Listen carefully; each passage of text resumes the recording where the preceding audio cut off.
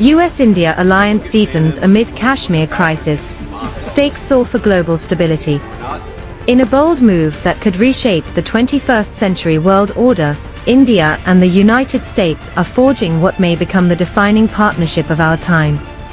But just as new foundations were being laid, a deadly attack has thrown the entire region into chaos, and now, the stakes couldn't be higher.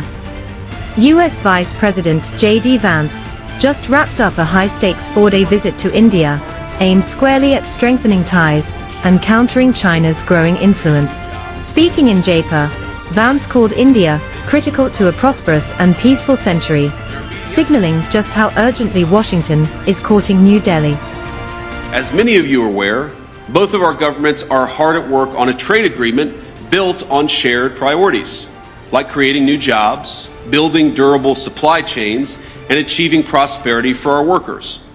In our meeting yesterday, Prime Minister Modi and I made very good progress on all of those points. And we are especially excited to formally announce that America and India have officially finalized the terms of reference for the trade negotiation. I think this is a vital step. Thank you.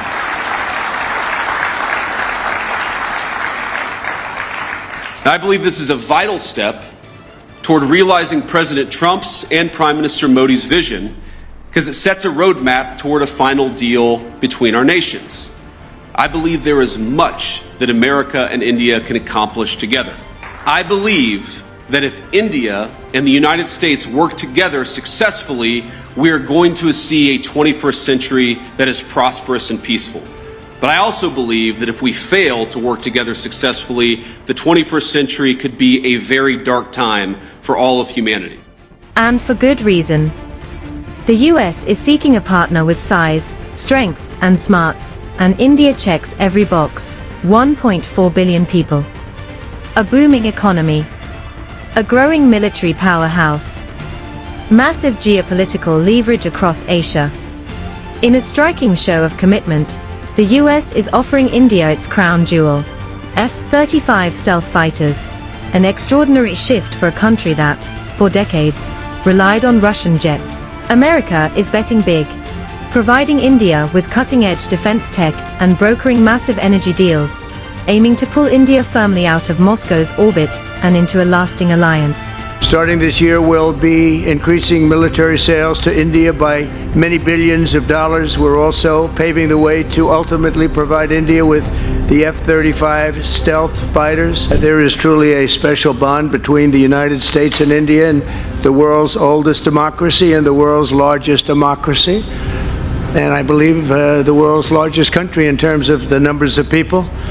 And today, the Prime Minister and I are announcing a framework to strengthen those ties even further economically, and the U.S.-India Compact for the 21st century is a historic initiative that will deepen every aspect of our partnership and our friendship. But just as optimism peaked, contradictions emerged. While offering India F-35s, the US quietly approved $397 million to help Pakistan maintain its fleet of F-16s, a move that sent mixed signals across South Asia. Then, tragedy struck. On April 22, gunmen stormed the picturesque Bazaran Valley in Pahalgam, Kashmir, a favorite destination for Indian tourists. The attack left 26 civilians dead, marking the deadliest civilian assault in Kashmir in more than 2 decades. Indian officials swiftly blamed Pakistan-backed militants, pointing to the Resistance Front, a proxy of the notorious Lashkar-e-Taiba group. Islamabad has denied involvement, but New Delhi isn't waiting for apologies. In less than 24 hours, India hit back with sweeping diplomatic retaliation, shutting down the Wagah border crossing, suspending the historic Indus Waters Treaty, expelling Pakistani diplomats, ordering Pakistani visa holders to leave. The suspension of the Indus Waters Treaty, a landmark agreement surviving wars since 1960, signals the seriousness of the moment. This move threatens Pakistan's access to critical water sources, raising existential fears in Islamabad. India has fired its first diplomatic salvo. Visas for Pakistani nationals have been cancelled, a key border checkpost has been closed, Pakistani military advisors have been expelled, and Indian diplomatic staff in Islamabad is being reduced. But among all the moves, there is one that stands out. India has suspended the Indus Waters Treaty, a treaty that withstood 6 decades of hostility, 4 wars, and years of cross-border terrorism. In all these years, the Indus Waters Treaty was never touched. But that changed yesterday. India has a lot of flexibility. By suspending this treaty, India gets multiple options. Some are measured, others are extreme. For decades, the Indus Treaty was sacrosanct. Even after terrorist attacks, even during wars, water was never used as a weapon. But that era may now be coming to an end. The attack in Pahalgam has changed the rules. New Delhi has signaled that old constraints will no longer apply. And what is Pakistan's response? An act of war is what they're calling it. New Delhi has not responded to this statement, but the suspension of the treaty is just one part of India's retaliation. Diplomatic steps will be followed by military action. Pakistan has been warned. And now, the US finds itself in a perilous position.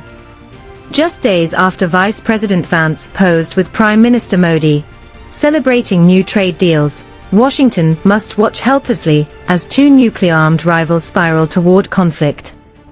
Why it matters: India and Pakistan have fought multiple wars, mainly over Kashmir. Since 2021, tensions had cooled, until now. Both countries are nuclear powers. The timing couldn't be worse.